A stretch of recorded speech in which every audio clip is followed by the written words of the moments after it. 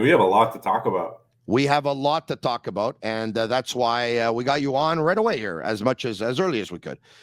Okay, where do you want to start? Because you said we have a lot to talk about. So what's the one thing out of everything that was said today, everything you heard, that most caught your attention, that you believe is the most important? And we'll get to it right away. You know what? I'm going to try and speak succinctly, which is not my forte. I tend to run on a little bit, so forgive me if I do. But I'm still looking up succinctly, but you can go ahead. Yeah, no, I just think what's interesting is, we're often told to not only think about what people say, but how they say it. And I think everybody was so focused on how Carey Price said what he said today. And it's ironic that I would suggest that what he said was more important. It was great to see him in what was better spirits than we've seen him with the media potentially ever. He was calm, he was cool, he was relaxed, he was joking, he was open, he was an open book. Which was rare, not something we saw from him in his playing days. And it's easy to get wrapped up in that and say, here's a guy that's at peace no matter what happens. But I think when you listen to what he said and listen to the messaging, he's anything but at peace.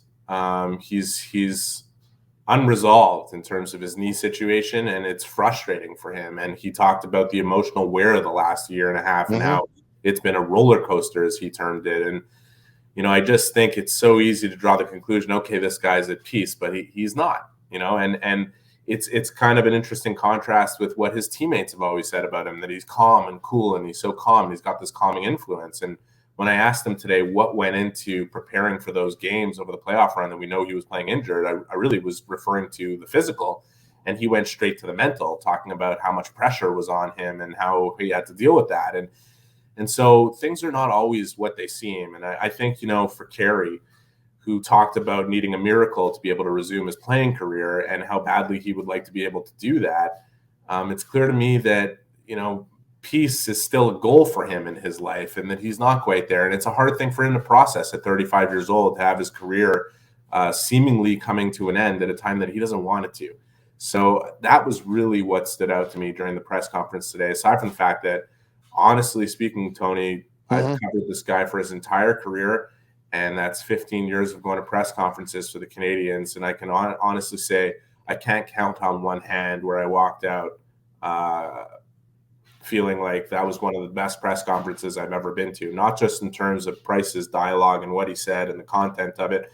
I thought, I'm going to give a pat on the shoulders to the guys in the media, everybody, and the young women who work there as well.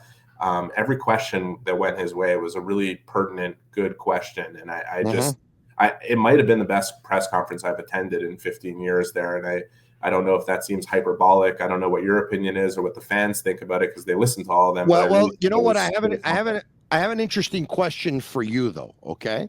Sure. Having said all of that, and you're right about everything you said, and it was great to see him and in the spirits that he was, but there, it is unresolved. You have some inside information. I have some inside information.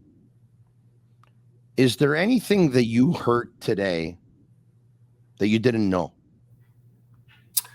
Only one thing, which is that he contemplated. He said that he hasn't given up his goal of winning a Stanley Cup in whatever capacity that might be. He hinted at the fact that it might not be as a player, which is the first I've ever heard of him talking about anything like that.